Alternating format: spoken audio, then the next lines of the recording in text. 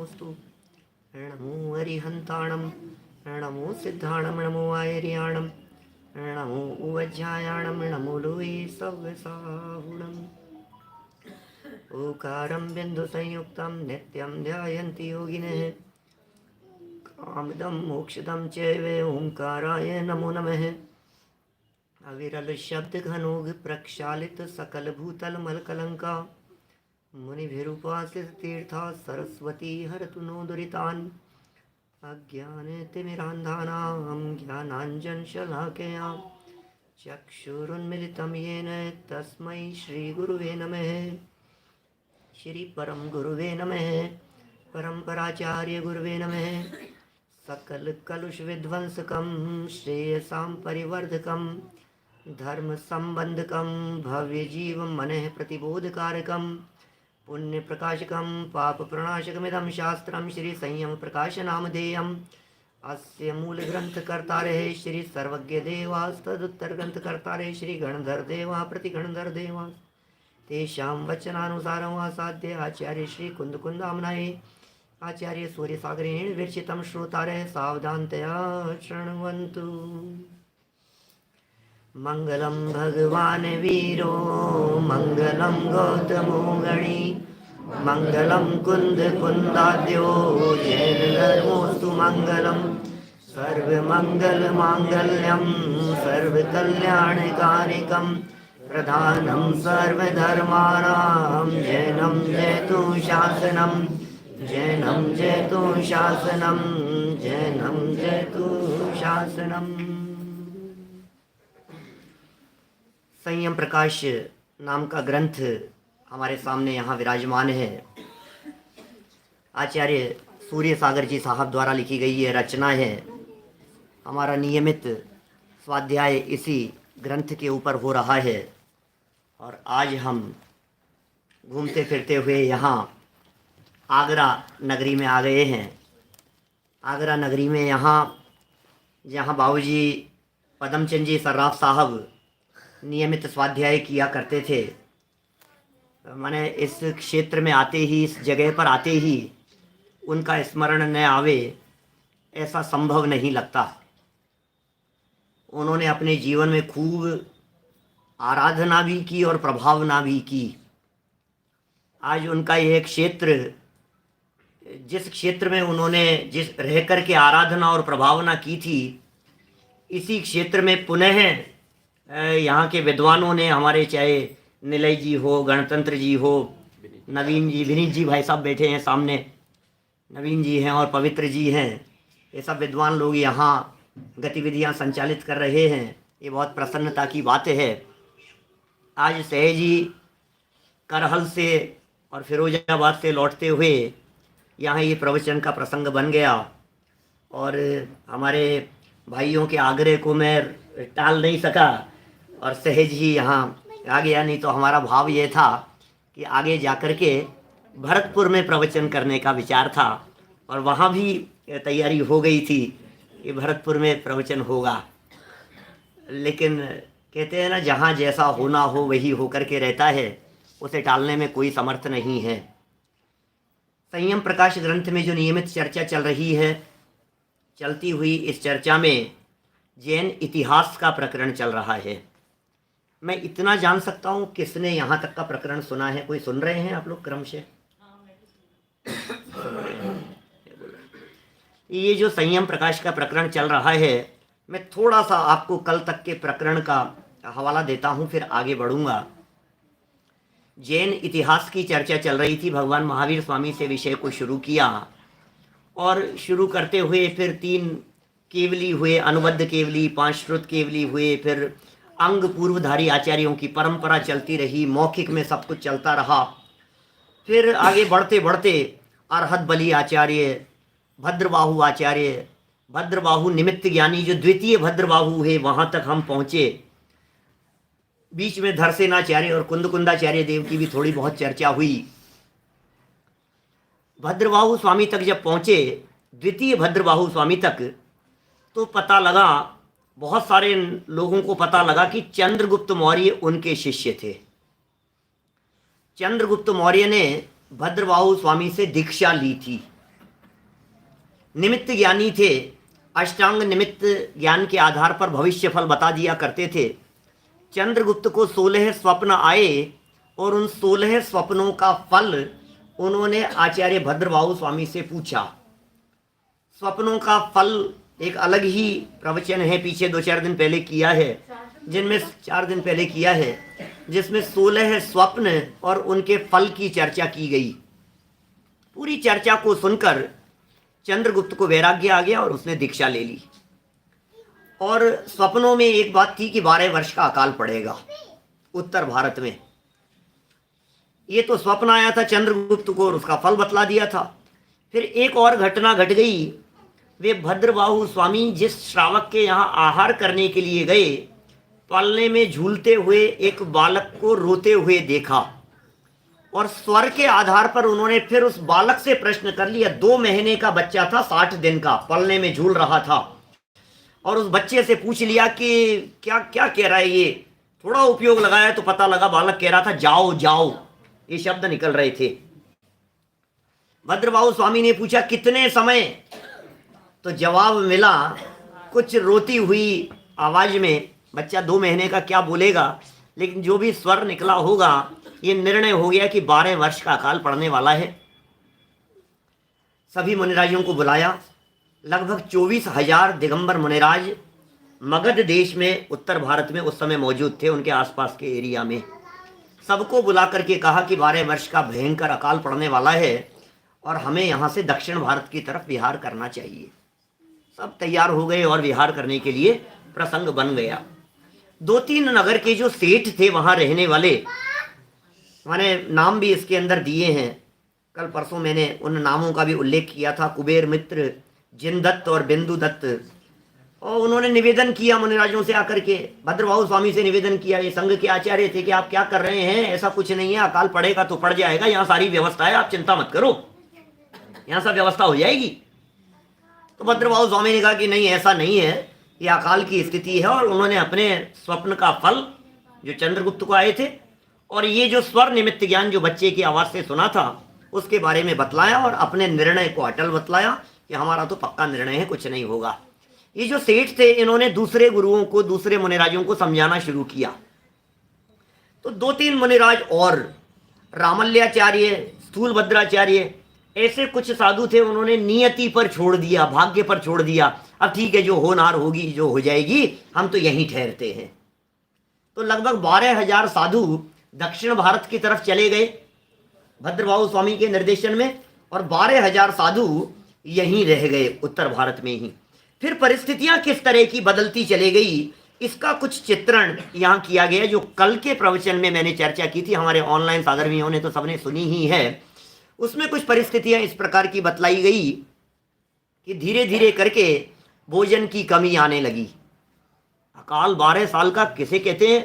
साल भर पानी नहीं बरसे तो क्या स्थिति हो जाती है, 2 साल तक पानी नहीं बरसे तो फल नहीं उगेंगे, फल सब्जियां नहीं मिलेगी आपको, ग्रीन वेजिटेबल नहीं होगी कहीं पर भी। आप कल्पना करके देखिए, न किसी तरह की कोई हरी पत्ती होगी, न आम होगा, न एप्पल होगी, न संतरा होगा, न अनार होगी, किसी तरह का फल नहीं मिलेगा आपको। 2 साल निकल गए, 3 साल निकल गए, कैसी परिस्थितियां रही होगी। खाने के लिए अनाज नहीं है, लोग भूखे मरने लगे धीरे धीरे।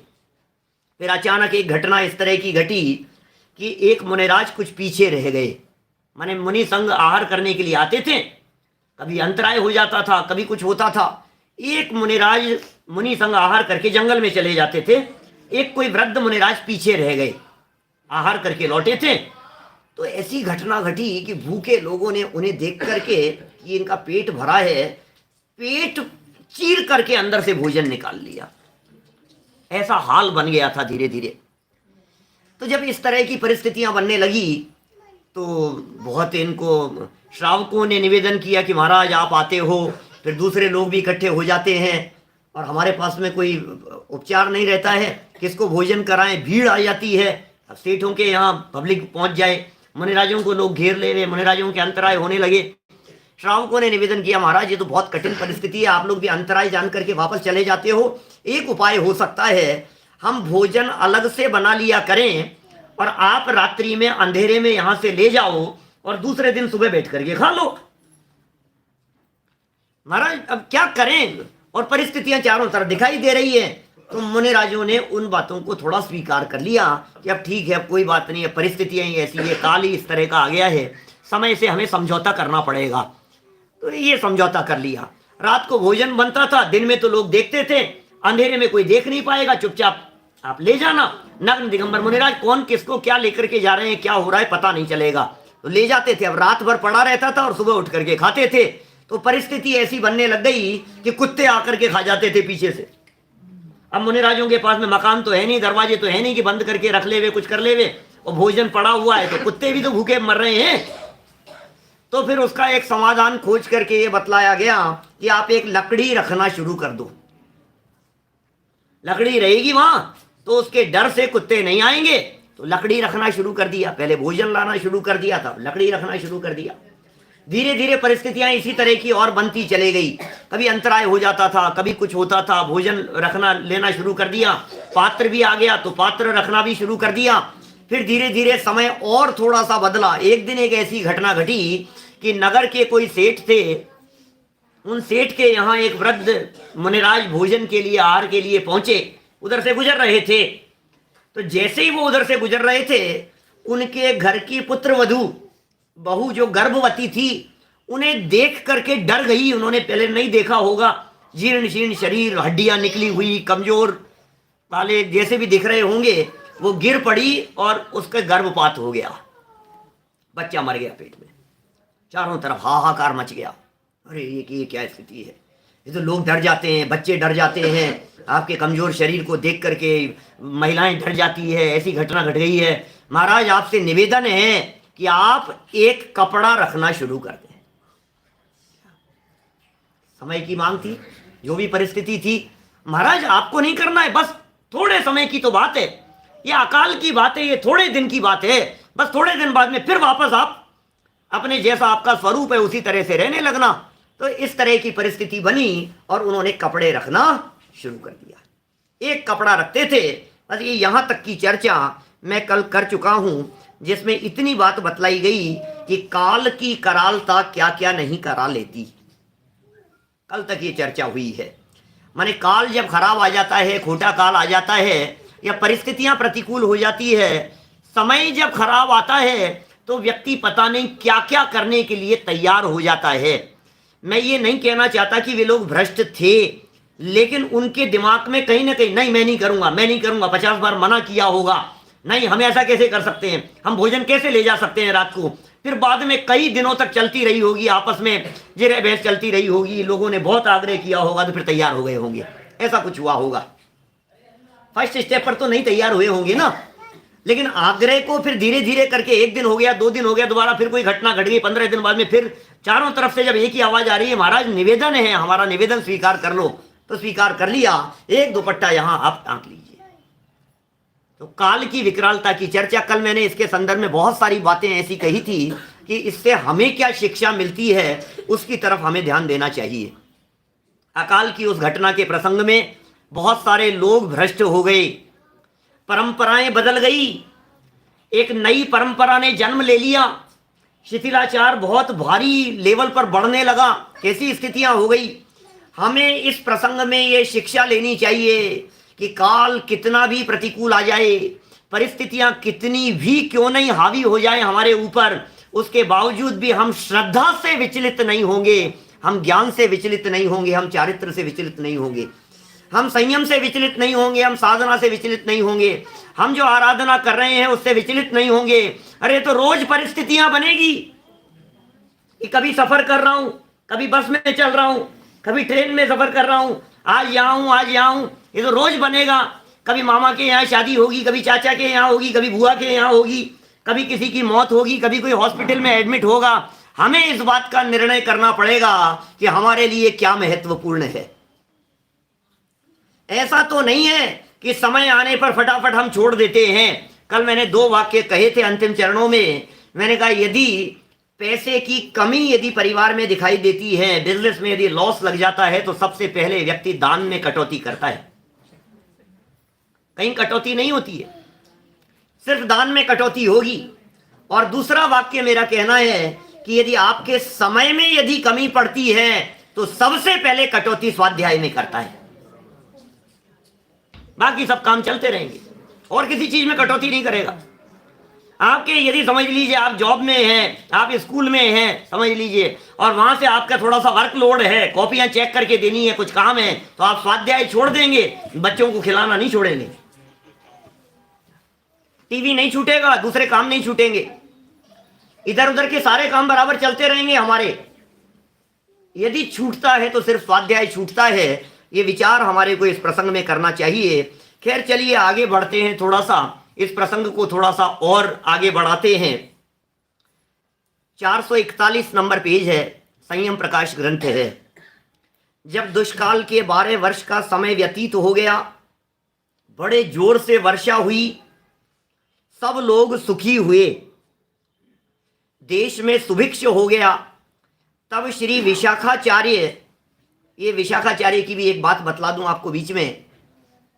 भद्रबाहु स्वामी जब विहार करते हुए जा रहे थे 12,000 मुनिराजों के साथ, तो दक्षिण की तरफ विहार करने पर बीच में ही उन्हें थोड़ा सा आभास हुआ कि मेरी आयु अल्प बची है, तो उन्होंने वहीं संलेखना समाधि मरण की तैयारी करना शुरू कर दिया।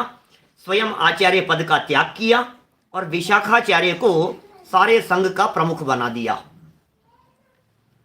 भद्रबाहु के साथ में अकेले चंद्रगुप्त रुक गए और भद्रबाहु की बाद में वहां समाधि हो गई और विशाखाचार्य आदि मुनिराज चले गए थे।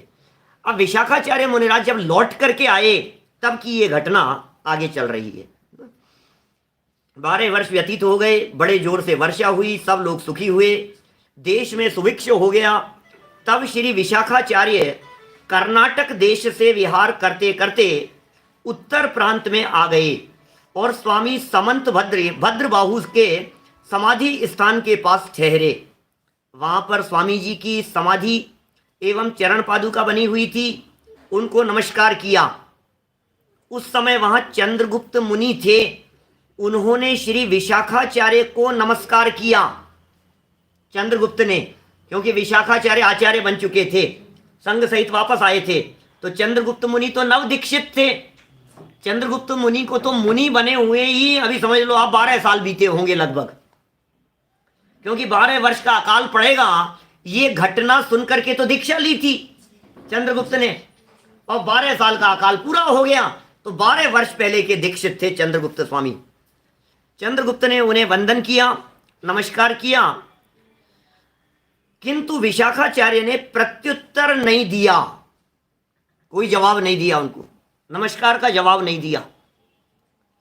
कारण कि उनको इस बात का संदेह हो गया कि यहां पर श्रावक तो है ही नहीं, फिर इसने आहार कैसे किया होगा, अतः यह अवश्य चारित्र भ्रष्ट हो गया, यह समझकर प्रतिवंदना भी नहीं की। देखो कितना सोचते हैं एक एक चीज के बारे में। ये चारित्र से भ्रष्ट हो गया है, यह आचरण भ्रष्ट हो गया है, यह अयोग्यता उन्हें दिखाई देने लगी। अनंतर इसके बाद मुनि चंद्रगुप्त ने उस समीपवर्ती नगर में भोजन के लिए श्री आचार्य महाराज विशाखाचार्य से विशेष आग्रह और प्रार्थना की। तब सब मुनि वहां आहारार्थ गए। एक और छोटी सी घटना बीच में आई थी। आसपास में चंद्रगुप्त मुनिराज जब विहार करते थे, घूमते थे, तो कहीं उनको आहार के लिए श्रावक नहीं मिलते थे। कई दिन हो गए और निराहारी रहते थे।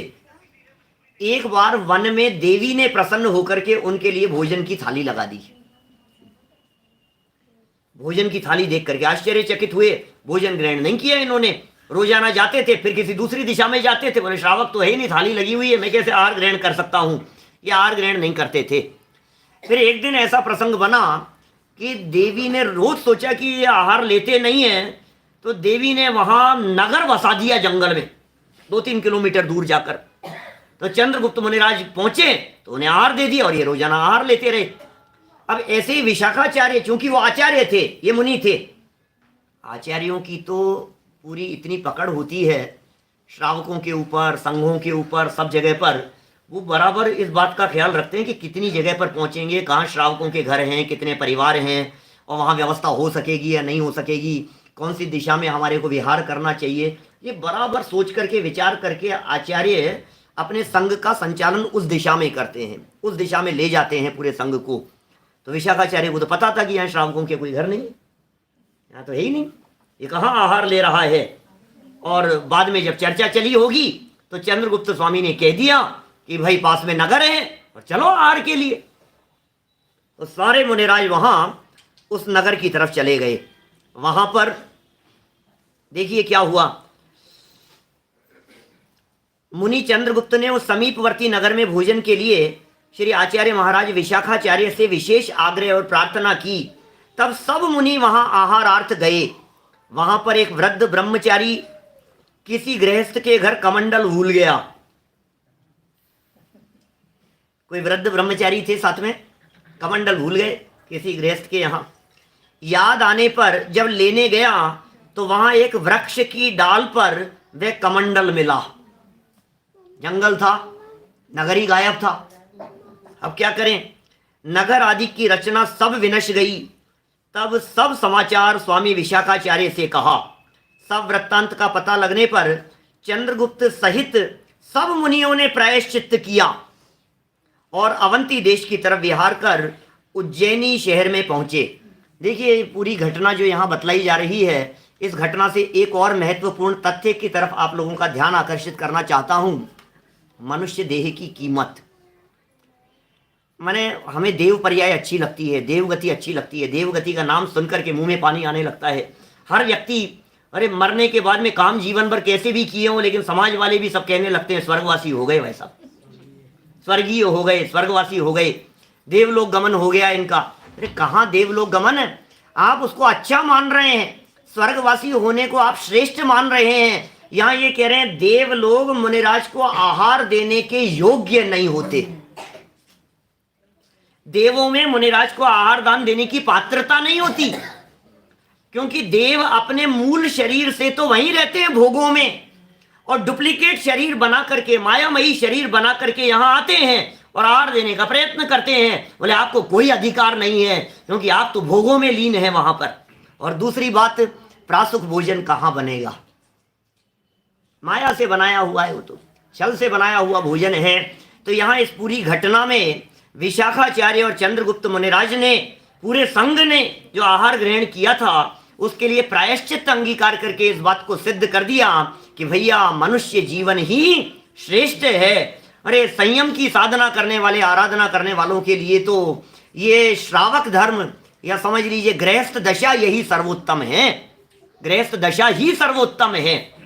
आप सोचिए, तीर्थंकर परमात्मा के पंच कल्याणकों के प्रसंग पर जब पंच कल्याणक प्रतिष्ठा महोत्सवों के आयोजन होते हैं तो गर्भ में आने के 6 महीने पहले से रत्नों की वर्षा शुरू हो जाती है।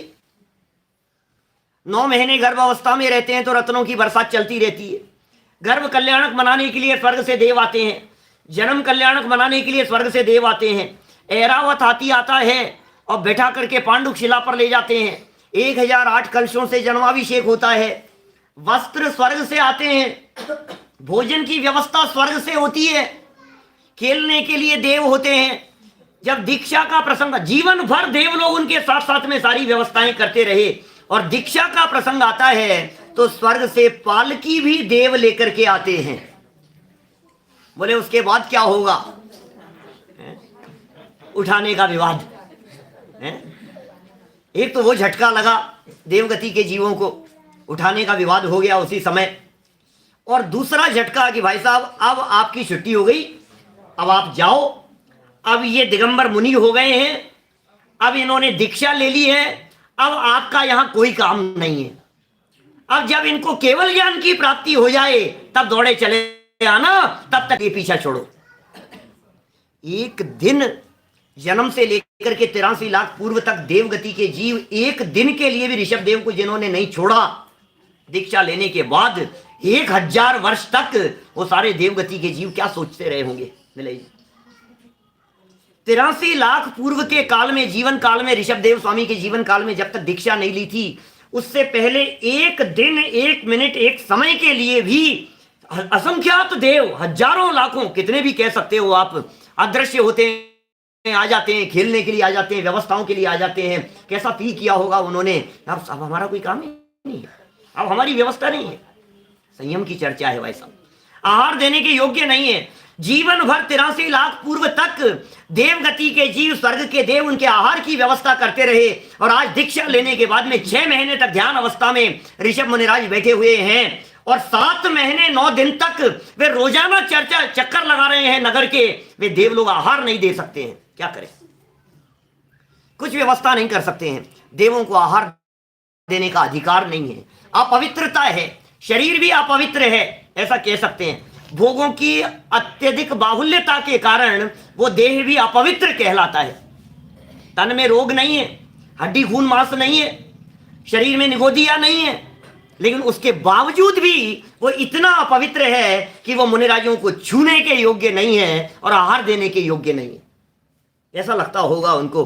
देखिए, प्रायश्चित्त किया चंद्रगुप्त मुनिराज ने, विशाखाचार्य ने प्रायश्चित्त किया और उज्जैनी नगरी की तरफ प्रयाण किया।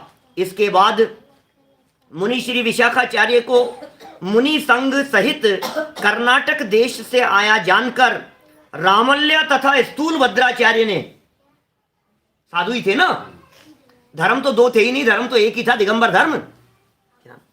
जैन धर्म तो एक ही था, कोई नामकरण तो था ही नहीं। आखिर साधु तो थे ही, और बहुत ज्यादा पुराना काल तो था नहीं।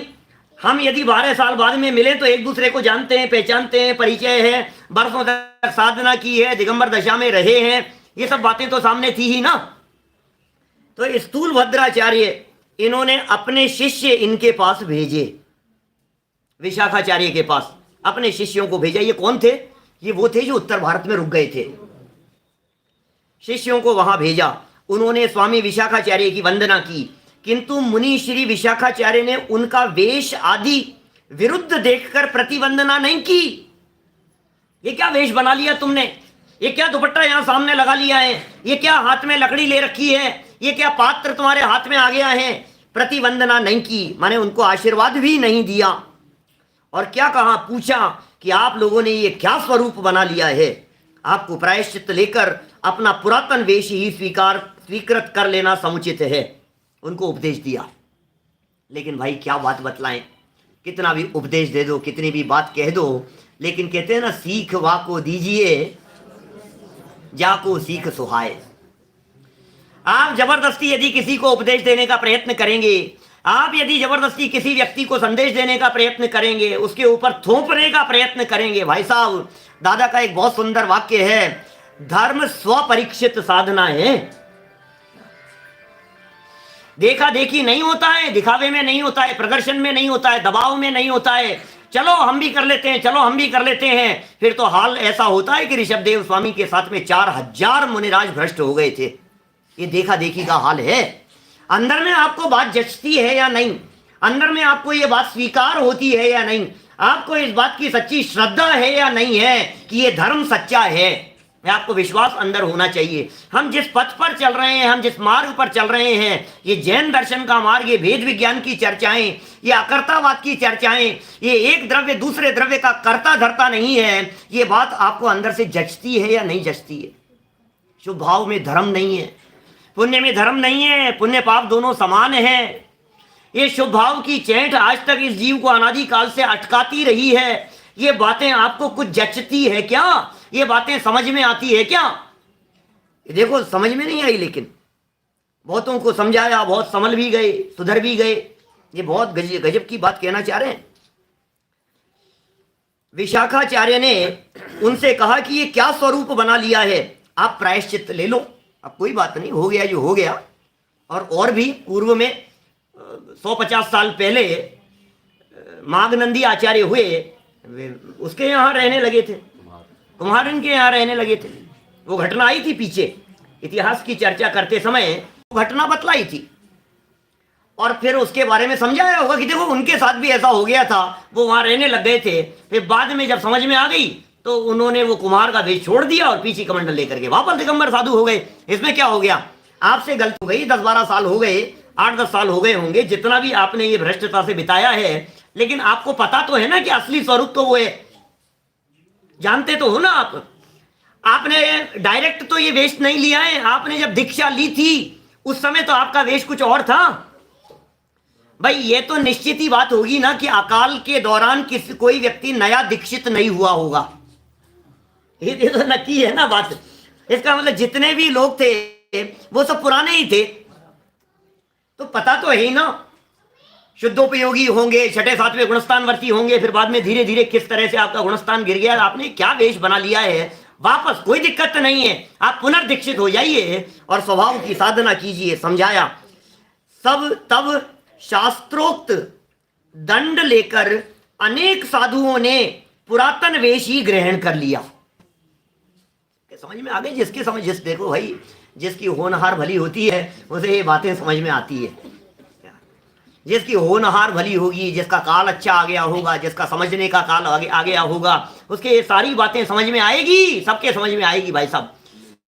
समझाने की जरूरत नहीं है, कहने की जरूरत नहीं है, अपने आप ही समझ में आने लग जाएगी उसे।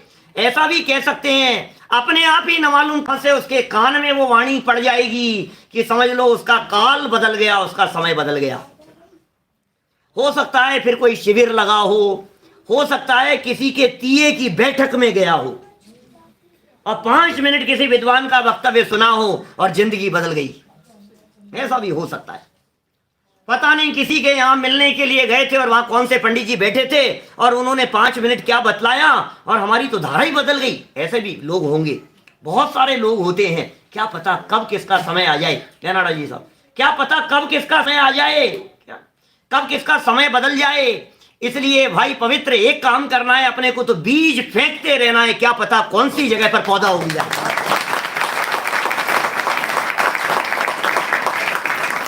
लेकिन पवित्र भावना से बस हमें तो एक काम करना है, बस बीज डालते चलो, कोई बात नहीं, अपना काम करते चलो। जिसकी होनहार होगी वो अपने आप बदल जाएगा, जिसके समझने का काल आएगा वो अपने आप समझ जाएगा, सुधर जाएगा, बदल जाएगा।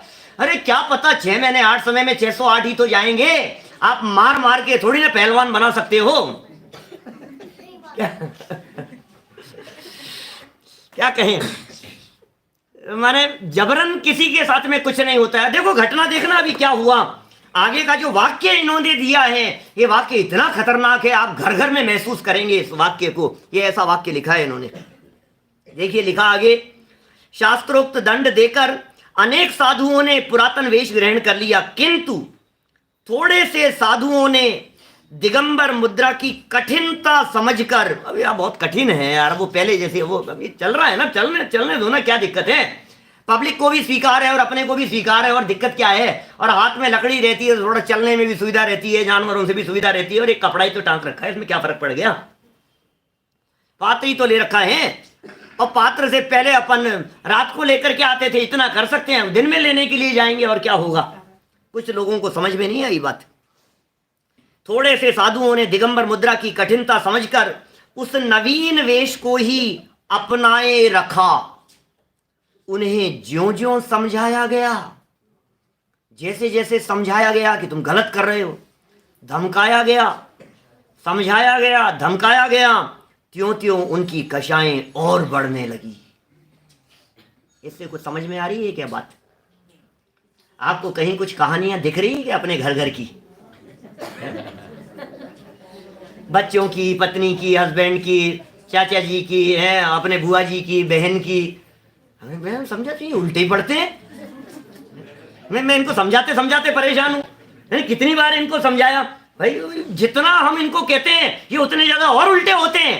जितना जितना हम समझाने का प्रयत्न करते हैं उतना ज्यादा इनकी कषाएं और बढ़ती है कि भाई बढ़ेगी बढ़ेगी। क्या करें, अभी उनकी होनहार नहीं है, अभी उनकी काल लब्धि नहीं आई है, लेकिन उनकी बढ़ती हुई कषायों को देख करके हमें तो कषाई नहीं हो जाना चाहिए। सच बात कहूं, यदि सामने उनकी कषाएं बढ़ती हुई नजर आ रही है तो इसमें कहीं ना कहीं कसूर हमारा भी है। मत समझाओ, ज्यादा जबरदस्ती थोपने की चेष्टा मत करो। नहीं, रात को खाना नहीं मिलेगा। अरे भाई तो समझाओ भाई, आपकी आप जानो, आप देख लीजिए, मैंने दिन में बना करके रख दिया है, आपको खाना हो आप खा लो, मेरी तो श्रद्धा नहीं है। आप प्यार से बात करेंगे तो सामने वाला अपने आप समझेगा। समझ में आ रही है बात? आप धमका करके बात करोगे तो आप क्या समझते हो कि हमारा भी कहाँ का खून है, यहाँ का आगरा का, हम भी यूपी के हैं क्या? हमें कमजोर समझ रखा है क्या? तो सामने से आवाज आएगी कि तुम्हारे साथ में रह करके मेरा भी खून यूपी का हो गया है। माने भाई साहब बहुत प्यार से समझाने वाली बातें हैं। ये तो जनवाणी की बातें हैं, वीतरागी संतों की बातें हैं। माँ है ये जनवाणी। माँ जिस तरह से बच्चे को समझाती है उस तरह से समझाना। ये आत्मा की बातें हैं, पत्नी नहीं। पत्नी और माँ दोनों के कहने की स्टाइल अलग अलग प्रकार की होती है।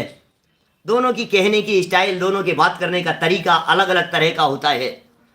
बच्चा यदि चला गया हो, हस्बैंड यदि चले गए हों, एक आध दिन कहीं समझ लो आप कहीं देर हो गई हो, देर से आए हों, देर से लौटे हों, एक दिन कहीं कोई सूचना नहीं दे सके हों, कहीं फंस गए हों, उलझ गए हों, दूसरे दिन आए हों, तो आते ही पहले पत्नी का जवाब कैसा होता है, रुख कैसा होता है, और माँ क्या कहती है आप देख लो। दोनों के जो जवाब हैं, मैं यहाँ से कहना नहीं चाहता, क्योंकि क्या होता है कभी कभी मैं कुछ कहता हूँ तो लोग समझते हैं आपकी पत्नी कहती होगी।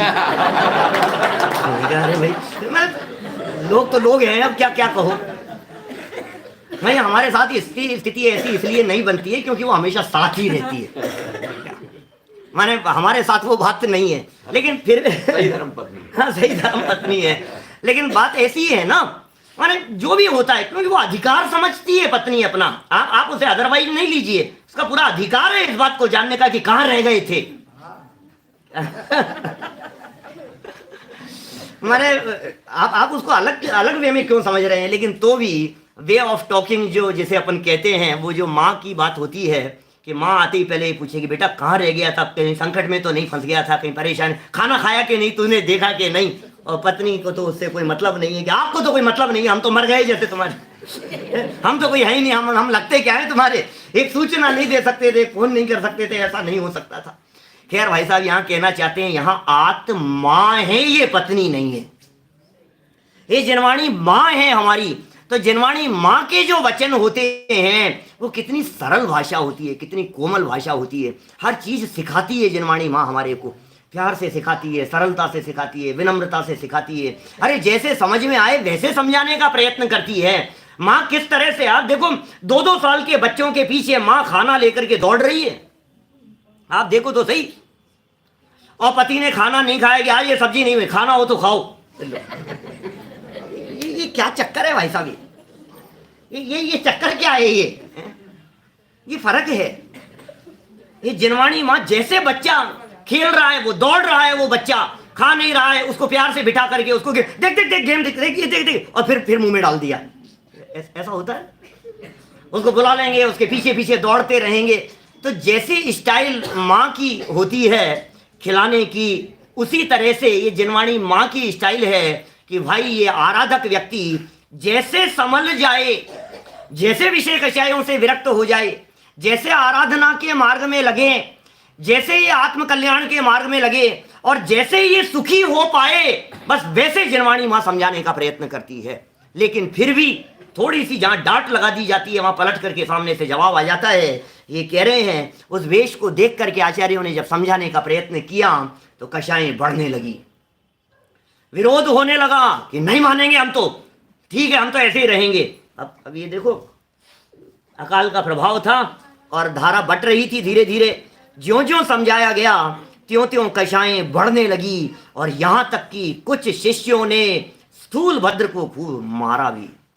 कैसी परिस्थितियां बनी होगी उस समय में। समझाया हो, तुम कर क्या रहे हो, तुम धर्म बदनाम कर रहे हो, तुम शिथिलाचार का पोषण। ये तो कब की बात है भाई साहब, ये तो उस समय की बात है जिस समय धोती नहीं पहनते थे। ये तो टांक रखा है सामने से, धोती थोड़ी ना बांधते थे, एक कपड़ा था। खूब ऐसी परिस्थिति बनी। वे आर्त परिणाम से मरकर व्यंतर देव हुए और अपने शिष्यों को अनेक उपद्रवों द्वारा व्याकुल कर दिया। व्यंतर हो गए, मर करके शिष्यों को व्याकुल करने लगे। तब उन्होंने इनकी हड्डियों को इष्ट देव बनाकर पूजना प्रारंभ कर दिया और उनकी हड्डियों को गले में लटकाकर उपदेश दिया कि मुर्दे की हड्डियों को तीर्थों में भेजा जाए, जिससे अपने पूर्वजों को सुख और शांति प्राप्त होगी। अब ये तो सब काल्पनिक बातें हुई, मतलब बनती चली इस तरह की, है तो सच्ची। काल्पनिक का मतलब कल्पना से कह करके कि इससे शांति मिलेगी, ये काल्पनिक बातें समझाई, झूठी बातें। सुख शांति मिलेगी, पूर्वजों को सुख शांति मिलेगी। आज तक भी कई श्रावक हड्डियों को कुल देव के नाम से पूजते हैं और उन्हें गहीजा कहते हैं। शब्द सुना है क्या किसी ने? गहीजा शब्द से पुकारा जाता है उन्हें। हड्डियों को पूजते हैं, हड्डियां जिस जगह पर हो, पूर्वजों की हड्डियां हो, साधुओं की इस तरह की हो, वहां जाकर के उन्हें पूजते हैं। यही स्थूल भद्राचार्य व्यंतर देव की पूजा है। इस प्रकार पूजा करने से यह देव शांत हो गया और इन लोगों ने कंबल, दंड मन लकड़ी और पात्र रखना प्रारंभ कर दिया। इनका नाम अर्धफालक था, नाम पड़ गया इनका, अर्धफालक नाम पड़ गया। अर्धफालक माने आधे वस्त्र ढकने वाले, अर्धफालक ये इनका नाम पड़ गया। इन्होंने जिनेंद्र भगवान के वास्तविक सूत्रों से विपरीत कल्पना करके अनेक सूत्र बनाए और मिथ्या कल्पना करके व्रती और योगी बने। अब चलाना ही था, मानेगा कौन? नहीं तो शास्त्र बनाने पड़ेंगे आपको, अपनी मनगढ़ंत बातें लिखनी पड़ेगी, कहानियां बनानी पड़ेगी और लिखना पड़ेगा कि यही सब बातें सच्ची है। और अपने नाम से नहीं, पूर्वाचार्यों के नाम से लिखना पड़ेगा, भगवान महावीर के नाम से लिखना पड़ेगा, गौतम स्वामी के नाम से लिखना पड़ेगा। गौतम स्वामी लिख करके गए हैं और लिख लिख करके उनकी प्रतिलिपियां बना करके गांव गांव में भिजवा दी, तो लोग ये समझ, अरे नहीं, महावीर स्वामी ने तो लिखा है कि परिस्थिति हो तो कपड़े पहन लो, परिस्थिति हो तो लकड़ी रख लो, पात्र रख लो, इसमें क्या हो गया। ये सब बातें मिथ्या कल्पना करके व्रती और योगी बन गए। दिगंबर मत से मुख मोड़ लिया, सिद्धांत विरुद्ध अनेक ग्रंथ रचकर अपने संप्रदाय की पुष्टि की और निम्नलिखित आशय वाली बातों की अनेक प्रकार से प्ररूपणा करने लगे। इतनी बातें उन्होंने प्रचारित की कि अभी मैं ये कुछ बातें यहां से पढ़ रहा हूं, लगभग 12-13 वाक्य इन्होंने दिए हैं, जिन्हें देख करके आपको लगेगा, हंसी आएगी कि ये किस किस तरह की बातें उन्होंने चला दी अपनी बातों का पोषण करने के लिए। पहला पॉइंट, भगवान महावीर का गर्भहरण हुआ। पहले भगवान महावीर स्वामी स्वर्ग से च्युत होकर के किसी ब्राह्मणी के गर्भ में आ गए थे और फिर सौधर्म इंद्र को लगा कि अरे यार ये तो गर्भ गलत जगह पर आ गए, ऐसी जगह पर, तो उनके गर्भ को वहां से निकाला और त्रिशला माता जो क्षत्रिय थी उनके गर्भ में ले जाकर के ट्रांसफर कर दिया।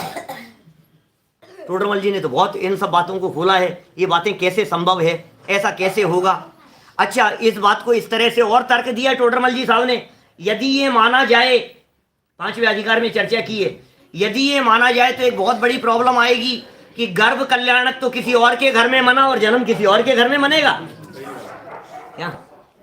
दूसरा टोडरमल जी साहब ने तर्क दिया कि बोले पिता तो कोई और था, जो गर्भ में जिसके आया था पिता तो वो था ब्राह्मण, और पिता नाम धारण हो गया इधर सिद्धार्थ का, तो ये तो झूठा पिता हो गया, नहीं तो 2 पिता हो गए, ये कैसी स्थिति बनेगी, विचित्र प्रकार की स्थितियां हो जाएगी, तो ये बात संभव नहीं है। दूसरी बात कही, केवली भगवान समव शरण में साधुओं का लाया हुआ भोजन करते हैं, यानी कमलाहारी है, भगवान भी भोजन करते हैं, नहीं करते हैं वैसा। सैकड़ों हजारों वर्षों तक भी यदि वे केवली भगवान समव शरण में बैठे रहे तो आहार की जरूरत नहीं होती उनको, क्योंकि नौकर्म आहार होता है उनके। अब देखो, निकाला तो शास्त्रों से ही है भाई साहब, शास्त्रों में निकाला केवलियों के आहार होता है। अरे कौन सा आहार होता है? 6 प्रकार के आहार हैं, जानते हैं आप लोग? अभी समय नहीं है मेरे पास। 6 प्रकार के आहार होते हैं।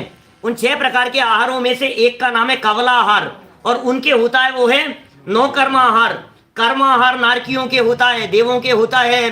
मनसाहार होता है, मनस मन से होता है। ओजा आहार होता है, इनके अंडे वगैरह पक्षियों के, इनके ओजा आहार होता है। लेपा आहार होता है, वृक्षों वगैरह के जिनके पानी का सिंचन किया। ऐसे 6 प्रकार के आहार हैं, 6 बोल भी दिए मैंने, है ना। तो बात ऐसी हुई, कवलाहार ऐसे ऐसे भोजन थोड़ी ना करेंगे, समूह शरण में बैठे हुए लाया हुआ भोजन लेंगे, बोले ये बात सच्ची नहीं है। तीसरी बात, ऋषभ देव ने एक जुगलिया स्त्री को अपनी रानी बनाया, ये भी बात संभव नहीं है। बोले ऋषभ देव की 2 रानियां थी ना, बोले एक ऐसी थी जो जुगलिया की अकेली रह गई थी तो इन्होंने अपनी रानी बना लिया। अरे नहीं भाई, ऐसा नहीं है। भरत चक्रवर्ती ने अपनी बहन सुंदरी को अपनी रानी के लिए कितने ही दिन तक दीक्षा नहीं लेने दी। अपनी ही बहन को, सुंदरी को, मेरे से शादी कर लो, यहीं रहो, पटरानी बनकर के रहो, दीक्षा मत लो, कैसे चलेगा। साधुओं ने 27 मूल गुण और महाव्रत पालन किए, सर्व परिग्रह का त्याग कर 4 उपकरण रखना, तो परिग्रह नहीं, 4 उपकरण रख सकते हो आप, वो परिग्रह नहीं है। रजस्वला स्त्री को धर्म से हानि नहीं है, ये तो कुलवर्धक बात है, धर्म की बातें तो, इसलिए कोई धर्म से हानि नहीं है, कोई रोक टोक नहीं होनी चाहिए, ये भी झूठ बात है। साधु देव धर्म और गुरु का उपसर्ग दूर करें और चक्रवर्ती के कटक को हने तो पाप नहीं है। यदि आप देवगुरु धर्म की सेवा करते हैं तो चक्रवर्ती के कटक माने चक्रवर्ती सेना को मारेंगे ना तो भी पाप नहीं लगेगा, क्योंकि आप देवगुरु धर्म के भक्त हैं, माने हिंसा का समर्थन किया, ये झूठी बातों का प्रचार। साधु 12 जाति की गोचरी ले सकता है, अलग अलग जातियों की, कहीं भी जाकर के गोचरी ले सकता है, 12 जातियों की। हाँ, साधु के पात्र में दातार देवें, वे भोजन साधु कर लेवे। साधु मांस खाने की इच्छा हो तो मांग सकता है, अगर उसमें हड्डी आ जावे तो निकाल लेवे। कैसी कैसी बातें, मतलब समझ में नहीं आता है। और इन सब बातों का प्रचार प्रसार करने के लिए ऐसी बातें भी साथ में गढ़ दी गई कि भगवान जो महावीर स्वामी थे उन्होंने भी पेचिस का रोग हो गया था और उन्होंने मांस खाया, कुक्कुट का मांस खाया। देखिए फिर 10वें नंबर पर लिखते हैं आगे, शूद्रों और स्त्रियों को भी मोक्ष हो सकता है। टोडरमल जी साहब ने मोक्ष मार्ग प्रकाशन 147 पेज पर उसका निराकरण किया, शूद्र मुक्ति का निषेध किया, स्त्री मुक्ति का निषेध किया, बोले वो भी हो सकता है। फिर 11वां पॉइंट दिया, बिना संयम लिए भी केवल ज्ञान हो सकता है। संयम लिए बिना केवल ज्ञान हो जाएगा, क्योंकि कपड़ा रख लिया ना, अब धीरे धीरे वो उस बातों का प्रचार होता चला गया। जैसे मरु देवी माता को हो गया तो फिर मरु देवी का नाम लगा दिया। ये सब शास्त्र में रच दी गई बातें। जिनेंद्र भगवान का अभिषेक पंचामृत से करना और आभूषण पहनाना बतलाया, और अंगी करना, केशर पुष्प लगाना आदि, फिर रात्रि में पूजन और अभिषेक एवं रोशनी आदि भी करना, ये सब शास्त्र सम्मत बताने लगे। इस प्रकार की अनेक स्वार्थ प्रदान बातें लिखकर 11 अंग और 14 पूर्व के नाम से नए ग्रंथ बनाए, और महावीर भगवान ने गौतम स्वामी से इस प्रकार फरमाया आदि लिखकर विशेष प्रमाणता दिखलाई। कहां तक बतलाएं भाई साहब, थोड़ा देखो, एक पैराग्राफ और पढ़ता हूं। जिस समय इस अर्धफालक का प्रचार एवं उत्पत्ति हुई थी, उस समय मालवा प्रांत की उज्जैनी नगरी में चंद्रकीर्ति नाम का राजा राज्य करता था। उनके चंद्रश्री नाम की पटरानी थी। उसी रानी की कुक्षी से एक चंद्रलेखा नाम की बुद्धिमती सुशीला एवं अत्यंत सुंदरी कन्या उत्पन्न हुई थी। वह कन्या उज्जैन में अर्धफालक मत के संचालक साधुओं से अध्ययन करती थी। उन्हीं में इसकी बड़ी भारी भक्ति एवं श्रद्धा थी। कुछ दिन बाद जब यह विवाह योग्य हो गई तो इसका विवाह वल्लभीपुर के राजा प्रजापाल के लड़के लोकपाल के साथ में हुआ। एक समय रानी चंद्रलेखा ने अपने पति राजा लोकपाल से अपने गुरुओं की बहुत प्रशंसा की और उनको अपने देश में बुलाने की प्रार्थना की। और उसके बाद में फिर धीरे धीरे, अब यदि आपको और जानना हो तो कहानी शेष कल, मतलब मैं ये कह सकता हूँ पूरी चर्चा का सार यही है, धीरे धीरे भ्रष्ट होते चले जाते हैं भाई साहब, माहौल बदल जाता है। जो व्यक्ति जो काम करने लग जाता है वो उस कार्य के करने के लिए प्रमाण खोजने लगता है। जो व्यक्ति जो कार्य करने लगता है उसको वही वही प्रमाण दिखाई देने लगते हैं। आप यदि स्त्री अभिषेक करते हैं तो आपको सारे जनागम में स्त्री अभिषेक संबंधी ही प्रमाण दिखेंगे। आप यदि पंचामृत करते हैं तो आपको सारे जनागम में पंचामृत संबंधी ही प्रमाण दिखाई देने लगेंगे। आप जैसा देख रहे हैं, आप जो कर रहे हैं ना, आप यदि रात्रि में जल ले रहे हैं तो आप ये कहेंगे अरे जल तो हो सकता है। आप यदि रात में दूध पी रहे हैं तो आप दूध पीने संबंधी प्रमाण खोजते रहेंगे, भले ही आगम में नहीं मिले तो विद्वानों में दिख जाएगा, अरे यार वो पंडित जी चाय पीते हैं, तो तुमने क्या किया? अपने शिथिलाचार के पोषण के लिए प्रमाण खोजना शुरू कर दिया। वो पंडित जी कर रहे हैं, वो पंडित जी कर रहे हैं, उन्होंने किया, अरे वो महाराज ऐसा कह रहे हैं, उन महाराज ने कहा था, हम तो भैया इनकी मान रहे हैं, तो ये भी तो लिख रहे हैं, इनकी क्यों नहीं मान रहे हो?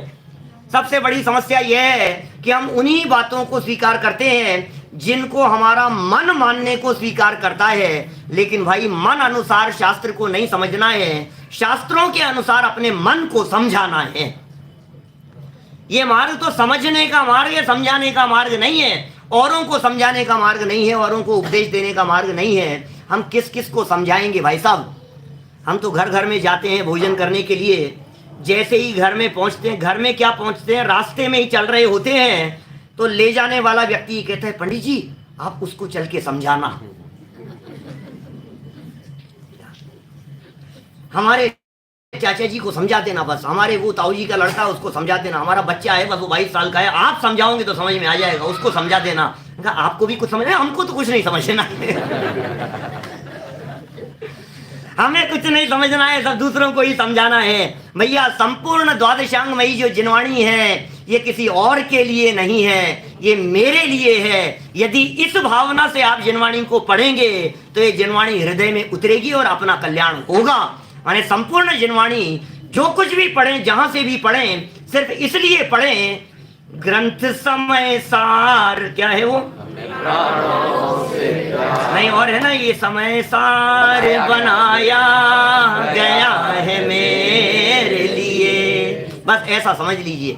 ये समय सार मेरे लिए बनाया गया है, जिनवाणी मेरे लिए लिखी गई है, ये शास्त्र मेरे लिए बनाए गए हैं। यदि ऐसा समझ करके आत्म कल्याण के मार्ग पर चलेंगे तो अवश्य ही कल्याण होगा। हम सभी मोक्ष मार्ग और मोक्ष पथ पर अग्रसर हों, आराधना के मार्ग पर आगे बढ़ें और इस तत्व ज्ञान को अपने हृदय में अवधारण करें।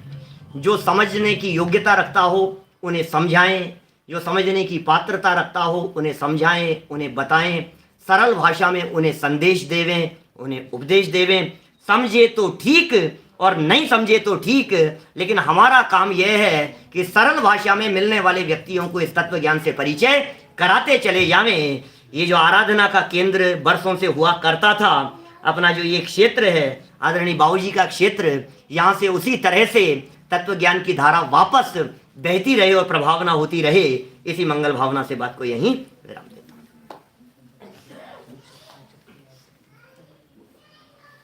बैठे रहेंगे सभी लोग जिनवाणी को विराजमान करके केवल 2-3 मिनट का। और जावाणी के ज्ञान से तुझे लोका लो